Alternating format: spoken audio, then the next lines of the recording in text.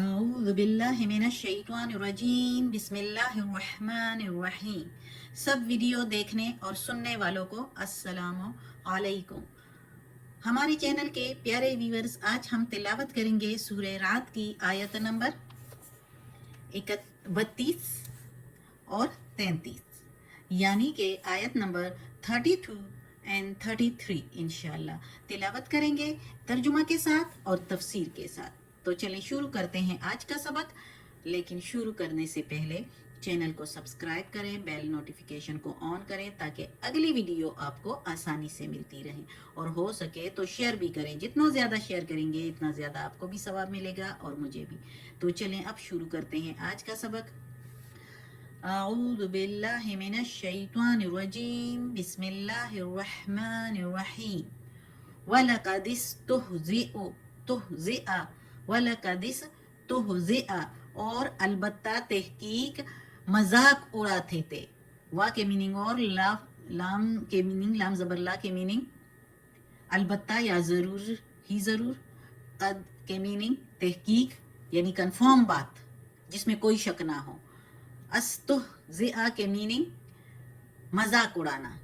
बिरुसुलिन, सात रसूलों के, यानी अल्लाह के भेजे हुए रसूलों के। बिरुसुलिन मिन क़ब्लिका, सात रसूलों के तुमसे पहले। मिन के मीनिंग से, क़ब्ली के मीनिंग पहले, क के मीनिंग तुमसे। फ़अमलैतु, फिर ढील दीगी मैंने, लिल्लज़ीना, उन लोगों को जो कफरू काफिर थे, यानी फिर मैंने ढील दी उन लोगों को जो काफिर थे, यानी ये जो मजाक उड़ाते थे। सुम्मा, फिर अखज़्तुहुम, फिर पकड़ लिया उनको। फ़कैफ़ा, फिर कैसा, काना इक़ाब, फिर कैसी आकिबत, कैसा आकिबत हुआ, कैसा अंजाम हुआ उनका, फिर कैसा बदला लिया गया उनसे। हमने कितने कौमों के बारे में पढ़ा, अल्लाह ताला ने उन पर कैसे कैसे अजाब लाए। पहले अल्लाह ने डील दी, उनके जो मौज़े मांगे वो भी अल्लाह ने पूरे कर दिए। फिर उनके बाद भी जब वो नहीं माने तो फिर उनको अल्लाह ने कैसे कैसे सजाएं दी। हमने पिछली कौमों के बारे में पढ़ा कि उनका नाम और निशानी मिटा दिया दुनिया हस्ती से। तो इसलिए अल्लाह ताला कहता है कि अगर सजा मिलने में देर हो तो ये मत समझो कि छूट गए, हम बुराइयां पे बुराइयां करते जाएं और ये बुराइयां अल्लाह को मालूम नहीं, अस्तगफिरुल्लाह, या ये समझे कि कोई नहीं हमें पकड़ने वाला। पिछले मुजरिमों को भी अल्लाह ने बहुत डील दी, जिस तरह अल्लाह ताला कहता है मैंने उनको डील दी जो काफिर थे। फिर जब पकड़ लिया तो देख लो क्या हशर हुआ। आज तक उनकी तबाही की दास्तानें जुबानों पर हैं, हर कौम की। यानी अगर आप देखें तो ये तो कुरान में भी साफ सुथरा, जो कुरान में है उसमें तो कोई शक ही नहीं, जो अल्लाह बता रहा है। लेकिन दूसरे मज़ाहिब वाले भी देखें, उनको भी पता है। और देखो जिस जिस कौम जो जिस जगह पर थी उनसे गुजरते हुए कितने लोगों ने, अब भी साइंसदानों ने मालूम कर लिया, कोई कोई कौमें तो तबाह होके डूब गई, गर्क हो गई। उनके बारे में भी अब काफ़ी साइंटिस्ट और ये बता रहे हैं कि इधर कोई कौम थी और इस तरह तबाह हो गई। तो इन बातों से अल्लाह ताला कहता है, फरमा रहा है कि इससे सबक लो। ये बातें जो हैं, ये जो काम है ये गलत है। अगर मैं डील देता हूँ तो फिर मैं पकड़ भी लेता हूँ और फिर बहुत सख्त अंजाम होता है। अगली आयत है, अफमन, क्या पस कोई हुआ वो जो कायमुन, कायम हो या निगरान हो, अला, ऊपर, कुल्ले, हर, नफ्सिन, हर जान, हर नफ्स पर, नफ्सिम बीमा कसबत, हर नफ्स पर जो वो कमा रहा है। निगरान हो हर नफ्स पर जो वो कमा रहा है। वजअलू, और बनाए हैं, लिल्लाहि, अल्लाह के लिए, शुरका, शरीक। कुल, कह दो मेरे प्यारे नबी। कुल के मीनिंग है कुल, कह दो। लेकिन प्यारे नबी हम इसलिए कह रहे हैं अदब के साथ कि अल्लाह ताला मोहम्मद सल्लल्लाहु अलैहि वसल्लम को मुखातिब करके कह रहा है, फरमा रहा है। तो अल्लाह ताला कहता है कह दो, यानी इन लोगों से, इन काफिर लोगों से जो शरीक बनाए हैं अल्लाह के। सम्मूहुम, नाम तो बताओ उनके, नाम क्या है उनके। अम, या तुनब्बिऊनहुम, या तुम वो खबर दे रहे हो उसको, बिमा, साथ जो, ला यअलमु, नहीं वो जानता, فی الارض زمین میں، فی کے میننگ میں، الارض کے میننگ زمین، لا یعلم نہیں وہ جانتا. یہ اب تفسیر میں بتاؤں گی پھر پڑھیں گے. ام یا بظاہر من القول، یا ساتھ ظاہر کی باتیں ہیں یہ. ام کے میننگ یا بظاہر ظاہر یعنی اوپر اوپر کی بات، اور قول کے میننگ بات. تو یا ظاہر والی اوپر اوپر کی بات ہے، باتوں میں سے ہے. بلکہ زینا مزین کر دیے یا خوبصورت کر دکھائے، للذین ان کے لیے جو کفروا کافر ہیں، بلکہ خوبصورت کر دیے گئے ان لوگوں کے لیے جو کافر ہے، مکرہم مکر ان کے، تدبیریں ان کی، وصدوا عن السبیل اور روکے گئے راستے سے، یعنی سیدھے راستے سے روک دیے گئے.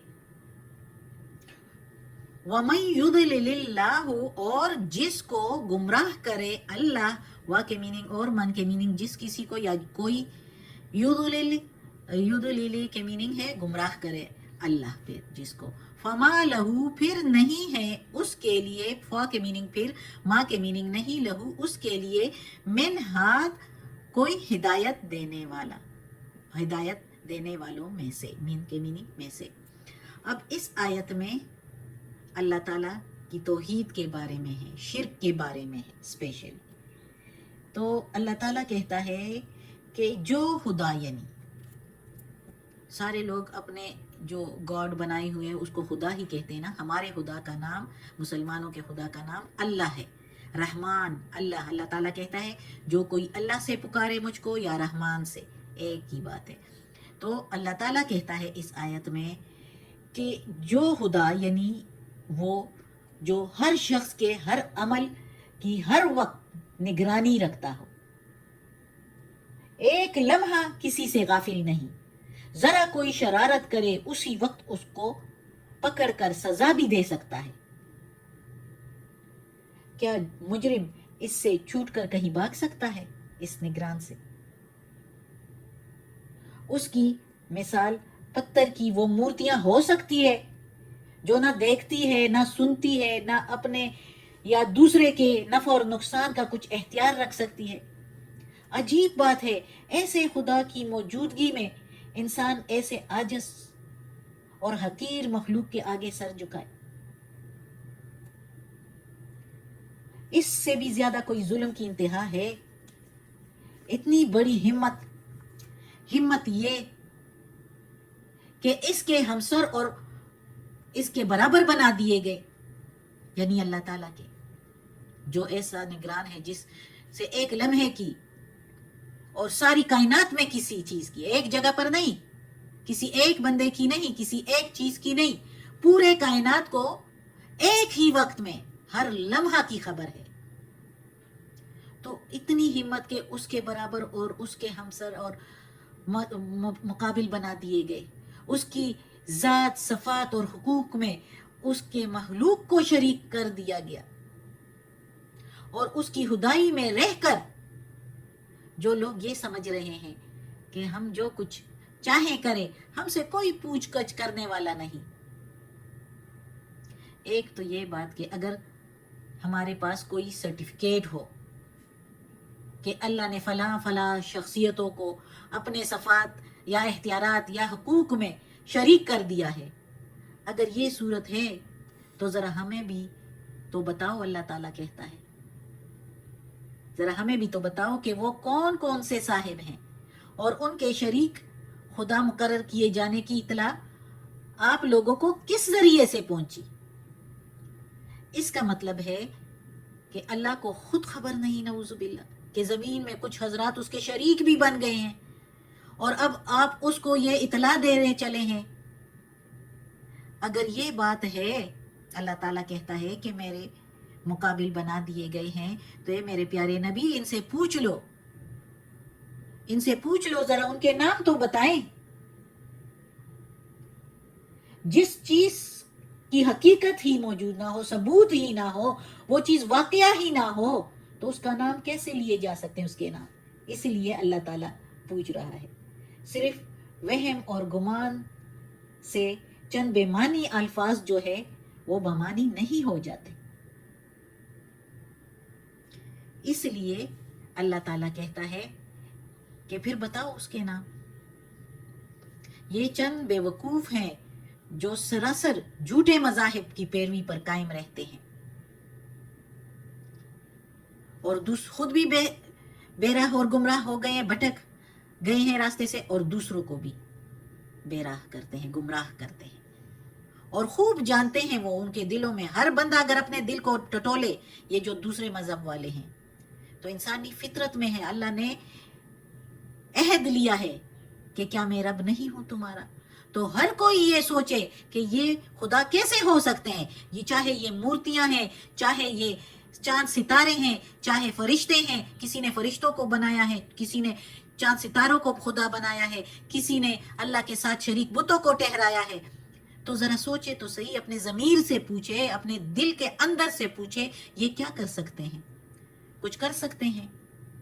ہر کسی نے یہ جو ہے اپنا کام، اپنی سرداری چمکانے کے لیے دوسرے کے سامنے ایسے ہی باتیں بنائی ہوئی ہیں، وہم و گمان بنائے ہوئے ہیں. اس لیے تو اللہ نے یہ بتایا ہے ادھر کہ اوپر اوپر کی باتیں ہیں یہ، یا تو اور خوبصورت بنا دیے گئے ہیں اللہ تعالیٰ نے ان کافروں کے لیے ان کے مکر. یہ مکر اس طرح سے ہے کہ یہ مکر ان کے ایک چور دروازہ ہے جس کے ذریعے انسان دنیا میں دنیا پرستی کے لیے، اپنی اخلاقی بندشوں سے بچنے کے لیے، یعنی ان کے اب اخلاق پر نہیں رہ سکتے، مینرز اور ایٹیکیٹس کو پورا نہیں کر سکتے، تو وہ اخلاقی بندشوں کو اور انسانی حقوق نہیں پورا کر سکتے، تو اس سے بچنے کے لیے یہ چور دروازے بنائے ہوئے ہیں اور غیر ذمہ دارانہ زندگی گزارنے کے لیے ایک راستہ نکالا ہوا ہے اور دوسرے انسانوں کو اس پر لگا دیا ہے اپنے ساتھ. یہ ایک انسانی فطرت ہے کہ جب انسان ایک چیز کو کے مقابلے میں دوسری چیز کو اختیار کرتا ہے، یعنی اچھائی کے مقابلے میں برائی کو اختیار کرتا ہے، تو وہ اپنے نفس کو مطمئن کرنے کے لیے اور اپنے آپ کو لوگوں کی باتوں سے بچانے کے لیے دوسرے لوگوں کو اپنے راستے کا یقین دلانے کی کوشش کرتے ہیں اور مختلف وجوہات اختیار کرتے ہیں اپنی اس چیز کو جس کو وہ یا جس راستے کو اس نے اختیار کیا ہوتا ہے، دوسروں کو بھی اس پر لانے کے لیے اس کو اچھا ثابت کرتے ہیں